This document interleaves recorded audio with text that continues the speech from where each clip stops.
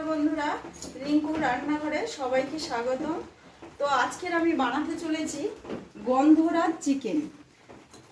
এখানে লাগছে আমার 800 গ্রাম মাংস, ঝাল হলুদের গুঁড়ো, লবণ, জিরের গুঁড়ো, ধনের গুঁড়ো, আলু দেবো আজকের মাংসতে, আর আদা রসুনের পেস্ট, পেঁয়াজ, কাঁচা লঙ্কা, টমেটো, শুকনো লঙ্কা, গোটা গরম মশলা আর একটা গন্ধরাজ লেবু।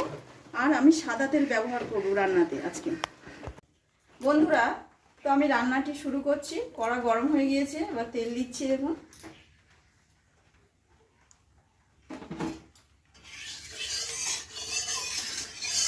স্টার্ট।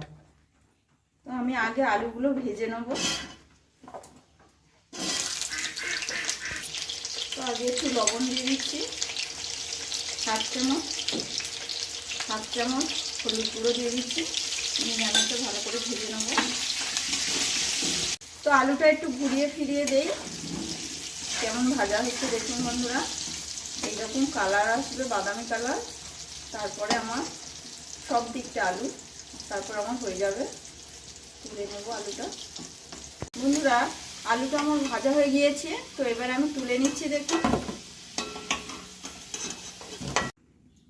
আমি প্রথমে দিয়ে দিচ্ছি শুকনো লঙ্কা, পরে দিচ্ছি গোটা গরম মশলা,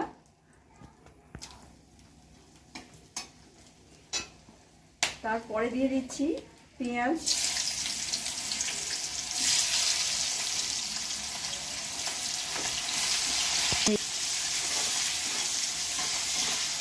এবারে দিয়ে দিচ্ছি কাঁচা লঙ্কা কুচানো, এবারে দিয়ে দিচ্ছি টমেটো কুচানো,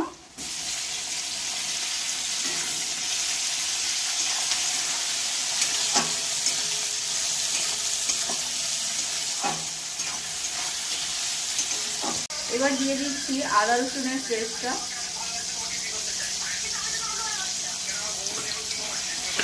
আমি ভালো করে মিশিয়ে নেবো। তো এবার দেখুন, ভালো করে ভেজে নিয়েছি লাল লাল করে। এবারে আমি হলুদ গুঁড়ো দেবো,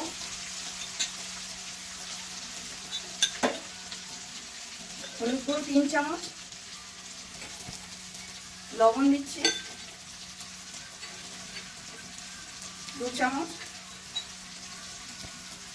শুকনো লঙ্কার গুঁড়ো আপনারা যেমন ঝাল খাবেন সেই অনুযায়ী ঝালটা দেবেন, আর জিরে আর ধনের গুঁড়ো 2 চামচ।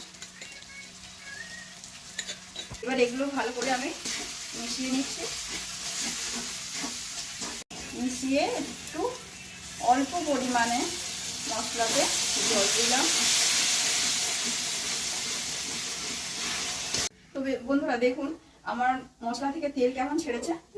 এইবারে আমি মাংসটা এতে দিয়ে দেবো।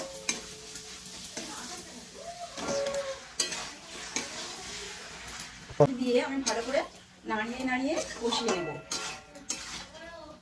তো একটু নেড়ে দিচ্ছি মাংসটি। দেখুন,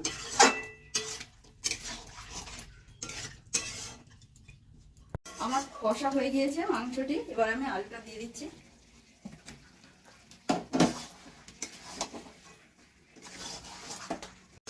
এবার আমি জল ঢেলে দিচ্ছি।